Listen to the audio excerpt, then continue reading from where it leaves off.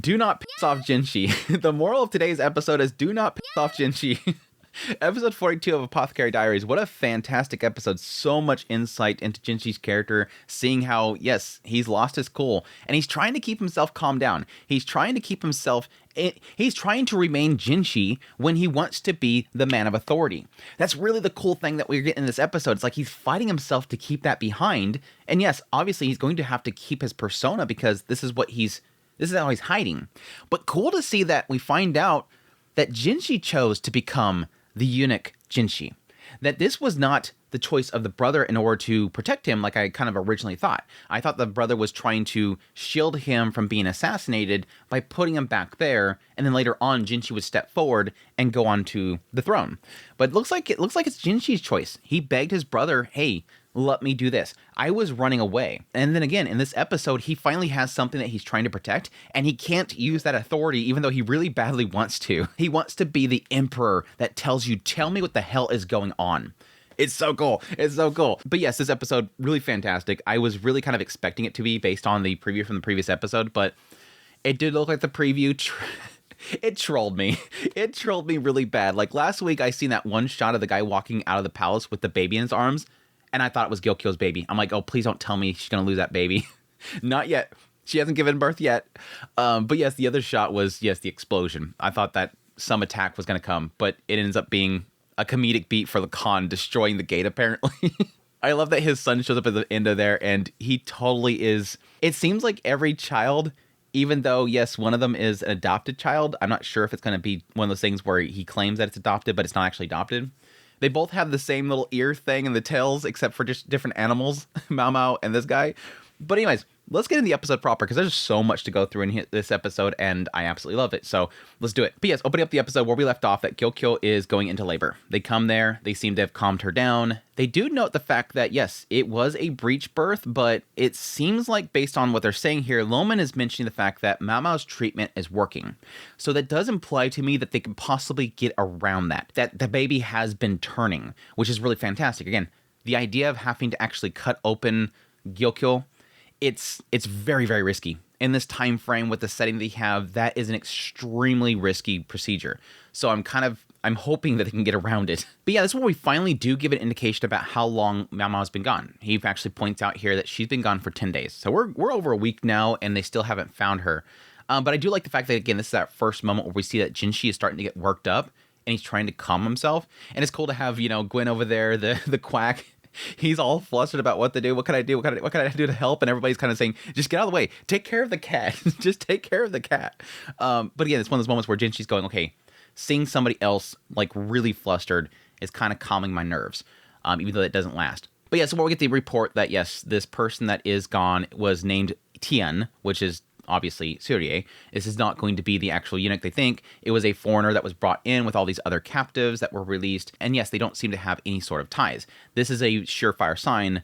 This person, this eunuch, was put in here for the sake of infiltrating the rear palace. But they also notice that, yes, they've seen this person actually praying at this one cemetery. So they go there and they end up finding Shenlu, specifically at the grave of Tahoe. And now, again, the previous translation of that was something else, but yeah, they're kind of confirming here this gravestone was, in fact, this one concubine, the one that passed away, that was doing the ghost stories and all that kind of stuff. The person that had a child, they claimed that it was the child of this one physician, and she was kept there until she died here recently, and yes, the daughter was exiled from the actual palace. So that's already pretty much confirming a lot of speculation that I already had, that Suirei, or at least this group, has strong ties to this woman, that this was probably their mother, which does lead into this bigger theory that I have, that once she was stuck there, the baby was sent out, and that we confirm in this episode, it looks like Shishou was tied in with the concubine that she was serving, so that does obviously confirm for me that Shishou took in this daughter, which makes me kind of more solidify my theory that I think that this child was actually legitimate. That's where my current theory is going, and I think Shishou is using that for a power play. But anyhow, going back to here, he finds Shenlu there. I like that immediately when she goes past him, he smells the alcohol and immediately grabs. I was like, good call, boy. Good call. Like, no hesitation there. Just grab it. Again, there's a lot of this episode that it feels like Jinshi is kind of playing off of Maomao's mindset and the idea of like conjecture, playing off conjecture, doing what you can do. Like, he keeps recalling back to how Maomao handles things and how, yes, currently Loman's handling things, doing what you're able to do now, taking action now. But again, also not trying to overstep your bounds on that conjecture, even though you can sort of build into it. Maomao is the type that doesn't want to work off conjecture because that's what father said, but she still does. She just doesn't make complete choices, and she always hesitates a lot. But yeah, he grabs her, he puts on the usual Jinshi the eunuch charms, and immediately she sees the late emperor. Immediately sees him. Have the same beautiful heavenly face, like you're descending from heaven. You got that voice and everything. It's literally him. I literally see that person. She's recalling back the moment that he came up and gave the candy to me and, welcomed me in. You look exactly like him. What are you doing here? Like, that was a question that she has. Like, what are you even doing here? Why are you playing the role as a eunuch? And it's completely shocking to him. And we find out why, as we see these little brief flashbacks from Jinshi's perspective, how he got that position. Again, getting into what I said earlier, the idea that, yes, he was the one that had the doubts that he was a son of the emperor. He didn't think that he belonged to that family. He chose to not believe that. And yes, it does confirm right here that he's in fact the son of the late emperor, and that he chose that he didn't want to be in that role. He was listening to the rumors. Everybody's saying that he's an illegitimate child. I chose to believe what they were saying. I chose to go with it because I didn't look like my brother. I didn't look like my mother. I didn't look like this family. I felt like I was exactly what they were saying. So I chose to run away. He chose that point, which again goes against what my theory was, that the current emperor was trying to protect his brother by sending him away, claiming that he was sick and having Jinshi just do whatever he wants in the rear palace. And this is the role that he took. But he specifically says, no, I chose that. I chose to run away from it. And again, it's because he thought that he was an illegitimate child. No, that role is for my brother. He's actually of this family. I'm not. I'm what they say I am. And he chose to run away from it and chose to take upon himself the role as Jinshi, the eunuch, which is very interesting. Again, completely going against what my theories were, that he was, again, being protected and, yes, serving the role to what they said at the very beginning of this entire series, testing the concubines, going around being very beautiful and seeing if any of them were not faithful to the current emperor. No, he just wanted to get away. He was trying to hide from what he was supposed to do, which is interesting to kind of attach that to all the other kind of breadcrumbing they've been doing over, especially this season, of people pointing out, you got this role coming up. You got this role coming up. It does seem like everybody's acknowledging that eventually you can't hide. Eventually you do have to take upon yourself your role. You've hidden long enough. It's time to step up. And it could be specifically what's currently happening, that certain people like Shishou, he's eventually going to be called out. Now, the oddity about this whole thing is really questioning why Jinshi has to take that role. Why does Jinshi, if they find out who he actually is, why does he have to take that role? Why does he have to be emperor? That's going to be the big major question mark that I have currently right now. And again, if you're source material reader, I don't need the answer. Sources cannot keep their mouth shut sometimes. But yeah, super cool scene. Again, this is the second sign where we see Jinshi is just kind of losing it. He wants answers. He's having to calm himself, become the eunuch Jinshi. Go back to my other role. But yeah, she tries to drink poisons. Goshen's the entire time like, hey, Jinshi, wake up. What's your orders? What do we do? What do you do? What do you want us to do? Wake up, dude.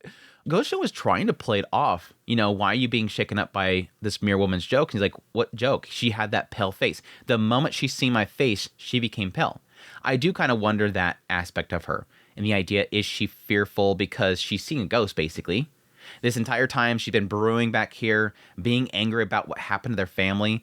And then finally, there's a guy right in front of me that kind of started it all. He started it. She's seeing a ghost, and thus she's got this pale face. But for him, it's just literally, she's so frightened she's taking poison. Why is she doing that? And again, I think it does go back to the idea of how much they hated the previous emperor. Again, stole their innocence when they were very young and just locked them up. Unable to leave, unable to have lives. It's horrible. No doubt they're going to be angry at him. But it also makes me kind of wonder if he does sort of see himself and his father, and there's maybe a fear of that. What did my father do, and am I my father? I do kind of wonder at some point if the sins of the father will eventually weigh upon Jinshi. He obviously knows what happens there. Everybody knows what happened back there. Like, anybody that is somebody knows what happened then. But yes, really kind of begging the question for Jinshi's character of, okay, I did this. I begged my brother to let me take this position, all for me to hide. But what was it for? what was it all for? A kind of a question as to what exactly do I want? And again, probably a question about what am I going to do? The fact that what I've chosen to do is kind of stupid. It's disgraceful. It has no meaning to it. I do kind of understand Jinshi's like struggle with whether or not he is, a legitimate child, because again, the only two people that he has to go based off of is going to be his mother and his brother. He doesn't know the actual face of his real mother. Again, to my theory, I don't think his mother is his mother. The current emperor's mother is not his mother. I'm still stuck on it being a doll. I'm still stuck on it being a doll. And I'm kind of curious if they're ever going to get back to that, or if they're going to twist it a little bit. But again, recalling the words of Maomao and Loman, just doing what you need to do. You got a job to do. We got to get this done. And yeah, that's when they look into the gravestone itself. The fact that it has Chinese lantern plants in front of it, which this right here kind of signifies to me that she was probably coming there for a message. That was probably the last message they left, that you did have Suirei come in there, infiltrated. She went to that gravestone, and she put that down as a message to Shenlu, and possibly, if Loulan was still there, a message to them that something's going to go down at the festival, because that was the same one they were using for that festival. So I'm guessing that's probably a message for them, and he's just pretty much intercepted that. Which does make me kind of wonder exactly what their plan was when they came in this time. It's obviously the plan that Suirei was going to take Loulan away, which again, I'm a Shishou, which at this point is pretty much confirmed Shishou is Loulan. I think that it was part of the plan for Suirei to come in and get Loulan, but I do kind of wonder if there was some other plan there, and that's why they need that message there. Why would they leave a message when all the playing cards are out? Unless Shenlu is involved somehow. But anyhow, that's the point in which Jinshi kind of connects everything, that this Taohao person was sent out, and that yes, they only had one child, and yes, connecting that to Loulan and Shishou. And so he goes to check out Loulan. That's when we get the scene with Jinshi at the Garnet Pavilion. My gosh, this whole scene was fantastic. Before he gets there, though, he does acknowledge the fact that the consort that Taohao was serving was then given to Shishou, and they gave birth to a child named Loulan. And that the daughter that was born to Taohao was sent out with the physician. Now, he doesn't know the whereabouts of that child or the physician, and so he's hoping that Loulan will know that. I'm already connecting at this point, like I said before, that this consort that Taohao was serving was given to Shishou, that additionally the daughter of the physician was sent to Shishou as well, and that Shishou has been raising them, and that he probably have children after that. Now, because of the time frame that they got into with the birth of this illegitimate child, it would have to be about the age of the current emperor. Whoever this daughter is, or this child is that was sent from the Rear Palace, they would have to be about the age of the current emperor because of the time frame that Anshi was recalling back to when this all happened. And so that does kind of lead me to believe that it could be Suirei. Suirei does look like she's much older, but I don't know that she's about the same age as the current emperor. So that could imply the idea that we could have other children. But I do believe it might be Suirei. I believe it could be that Suirei is this child that was sent out. It kind of connects everything.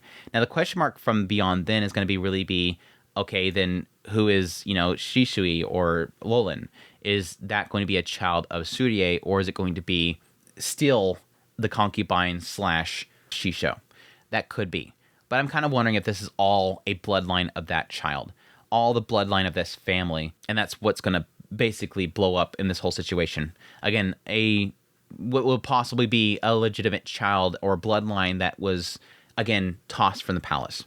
I don't think that Suirei is going to be the mother of Loulan, but I do still kind of wonder if Shishou / Loulan is going to be important somehow. But yes, he goes into the room and all the servants around, and immediately, the moment that she was talking and behind the fan and the lady was speaking for her, I'm like, no, that's not her. Confirm right there. I knew that was going to be a stand-in for the longest time, for like the last 3 episodes. But yeah, at that moment, I'm like, yeah, she's definitely not Loulan. But yes, he notes the mole and goes in there. And my gosh, the fury of Jinshi right here. Holy crap. Absolutely ticked off. I know every single one of you. I know your names. I know your faces. I know everything about you. Yes, you change your clothes, but I always know who you are. Where is the 7th? You have this mole. Where's Loulan? Tell me where she's at. Oh, he was so ticked off. This big charade that you all created. She did all this for the sake of this one thing. She's been messing around this whole time, bringing in women that look just like her, all for this one moment. Where is she? Girl pissing herself and everything. I was like, damn, boy, calm down. Yeah, and again, he has to call himself. I think there is sort of a theory within Jinshi that's finally being let out. This is a guy that is always trying to keep on the smile. It could be strictly an aspect of always blocking in his emotion and finally having a moment where he is able to kind of let it out. It could just be an aspect that he does have a short temper. He just has never had a moment to be triggered. He finally has something that he cares about, which is Maomao, and he's sick of being kind of tossed around. This is like that final moment where it's like, I can't stand by anymore. I'm done. I'm done with this kind of crap. So I do kind of see this being just sort of his natural anger just coming out. Like he's finally able to kind of vent something. He's finally has this thing that he doesn't want touched, and thus he's going to show this true side of himself, this protective side of himself. So it was like crazy. Didn't really expect to see this much out of Jinshi, but he's off. He's sick of it. He's tired of it. Such a great scene, though. Just how they framed it and everything was just absolutely fantastic. So good. But yeah, they do the questioning. Jinshi's pretty much clear. Don't call her a consort anymore. She has done a serious crime. She is a consort that has fled the rear palace. This is a serious crime, especially for a high-ranking consort. And additionally, also attaching that to the father. The fact that he is going to be, seemingly he's involved, but because it's his daughter, this crime is going to be somewhat attached to him, which does explain why Shishou disappears. They can't seem to find him. But yes, it's kind of odd right here. They do point out the fact that, yes, the fact that the emperor brought in this high official's daughter was a good power play. He brought her in because she's basically a hostage.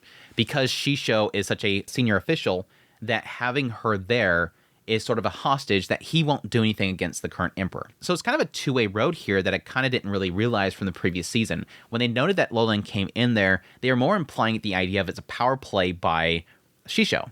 But this is also, of course, going to be a power play by the emperor. That I have her here, you don't want to hurt, right? But Jinshi is sort of pointing out here that he kind of wonders if he did care for her.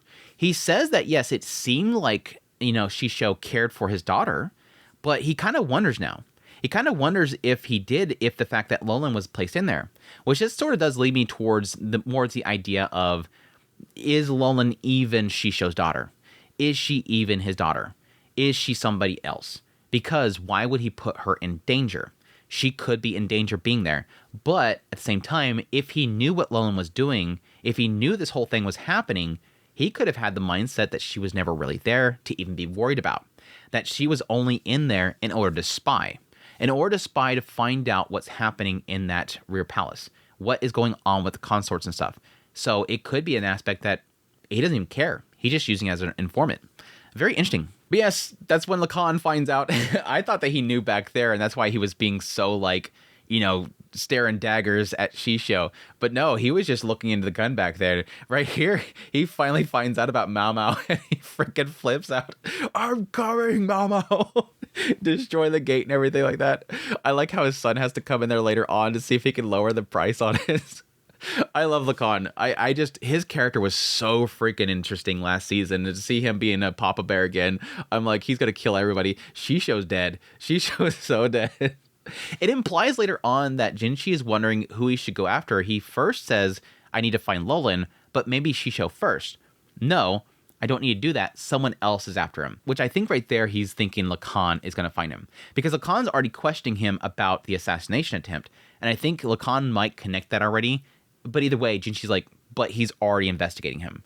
Now, I would think that he'd probably make a connection there, or assume that Lakan's going to make a connection there, because Lakan's going after the gun, and now he's thinking about Maomao. Would he make that same connection?